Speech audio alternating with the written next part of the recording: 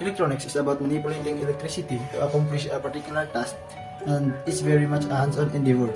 Since the result of building electronic circuits is usually a device that performs a task, this hands-on aspect would be self-evident. A knowledge of the fundamentals of the electronics and measures functioning of electronic devices can assist a mechanical engineer to be better communicate with electrical and electronics engineers collaborating for the design or manufacturing of this system. Important concepts and theories of a diode. Definition of a diode.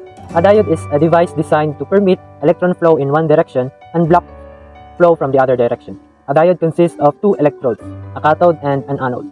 A cathode is an electrode that emits electrons, while an anode collects the electrons and puts them to use. A semiconductor diode is the result of the fusion between a small N-type crystal and a P-type crystal. At the junction of the two crystals, the carriers, which is the electrons and holes, tend to diffuse. So some electrons move across the barrier to join holes, some holes move across the barrier to join electrons.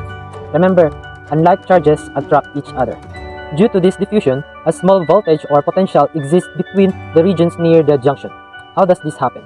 The region of the P crystal near the junction becomes negative. It has taken electrons from the N crystal. The region of the N crystal near the junction becomes positive. It has lost some electrons but gained holes. This voltage or potential is called potential barrier. The barrier prevents the other electrons and holes in the crystal from joining. The symbol for a semiconductor diode is that the arrow side of the symbol denotes the anode portion of the diode. So the anode contains the P-type material. The bar side of the symbol denotes the cathode portion of the diode. The cathode contains the N-type material.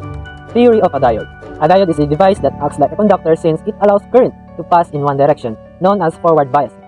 And it acts as insulator since it blocks current passing in opposite direction, known as reverse biasing. Diode as a conductor. When a voltage is applied, current will flow. This causes the holes to move toward the depletion region and the free electrons to move toward the depletion region. The depletion region shrinks, allowing current to flow. This is forward bias. We will look at the diode as an insulator. When the battery polarity is reversed, the holes move away from the depletion region, as does the free electrons expanding the depletion region, thus restricting the movement of current. This is reverse biasing. Hello everyone. Today, we're gonna talk about the important concepts and theories of transistor.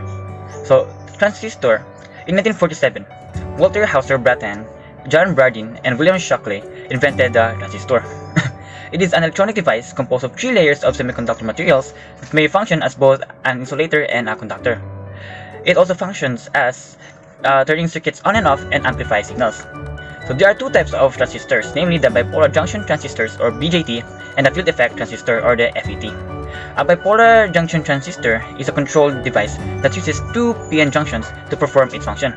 While the FET or the field effect transistor is a voltage controlled device, it is a unipolar device, which means that the main substrate is either P-type or N-type material. One of its many advantages is that it is a very high input impedance in the mega ohm range. So now, let's talk about the differences between the BJT and FET. The bipolar junction transistor or the BJT is a bipolar device, and it has a current-driven device, low input impedance, low noise level, and less thermal stability. While the FET is a unipolar device and has a voltage-driven device, a high input impedance, high noise level, and better thermal stability. So, there are two types of bipolar junction transistor. It has NPN and PNP. So, emitter, it is extensively doped in order to emit charge carriers. Base, it's only lightly drugged. It is the location of the charge carrier if they fail to enter the collector.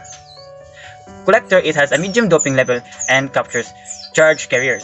So, hello, I am Melanie and I'm going to discuss a sample problem on transistor topic. So here's the problem. We need to find the current B, current E, current C, the voltage CB, voltage BE, and voltage CE if a transistor has a beta DC which is equal to 210. So we already know that VBE is equal to 0.7 volts. So the next one, we are going to solve the IB. In order to solve the current of B, we need to use the KCL method. So we have negative 8V plus IVRB plus VBE which is equal to 0. So IB is equal to 8 volt minus we have the VBE which is equal to 0.7 divided by the RB which is equal to 15 kilo ohms. So the IB is equals to 487 microamperes. So the next one, we need to solve the IC. In order to solve the current of C, we are going to derive the formula of the DC current gain.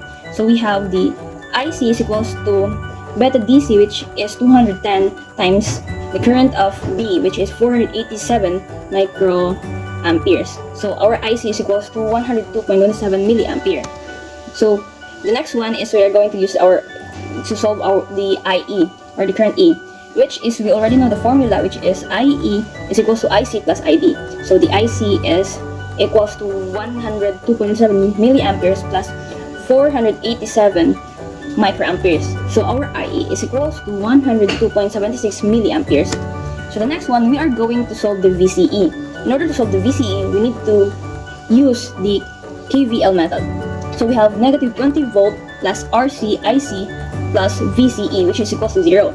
So our VCE is equals to 20 volt minus RC, which is 100 ohms, times IC, which is 102.27 milliamperes. So our VCE is equals to 9.77 volts. And lastly, we are going to solve our VCB. So VCB is equals to VC minus the voltage of B. So it is also equals to the voltage of CE minus voltage of BE. So we already have our voltage of CE, which is 9.77 volts, minus our voltage of BE, which is 0.7 volts. So our VCB is equals to 9.07 volts. A transistor is a small semiconductor that controls or regulates the flow of current or voltage, in addition to amplifying, producing, and functioning as a switch or gate of this electrical device or electrical signals. 3 layers or terminals of the semiconductor material are the things that are typically make up a transistor. So each of these layers or terminals are capable of carrying current. In a low frequency, high power applications such as a power supply inverters, in which it can change an alternating current into a DC current or a direct current, transistors are also employed. So transistors are also utilized in high frequency circuits that produces a radio wave, such as oscillator circuits. So we are all familiar, I guess, with the application of transistor as a switching device and amplifiers in our daily life.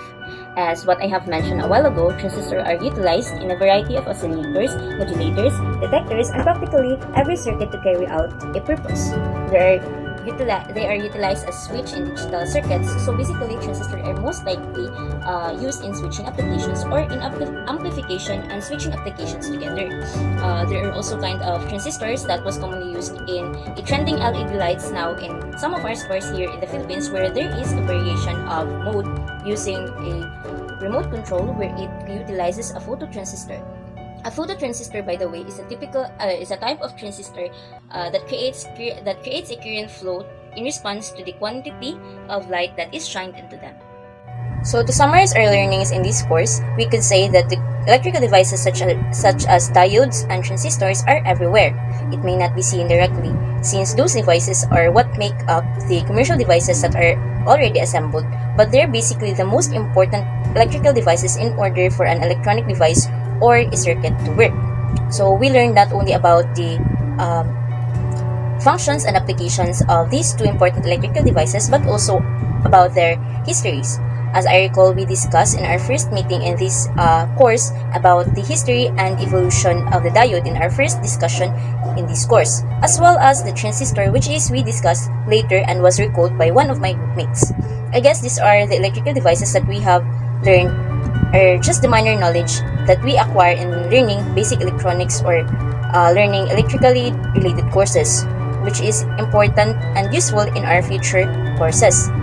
These learnings will be also very useful in our daily lives as human beings and as students, especially now that we are now having our thesis, and some parts of our research studies are somewhat connected to basic electronics, which we could basically utilize these learnings practically.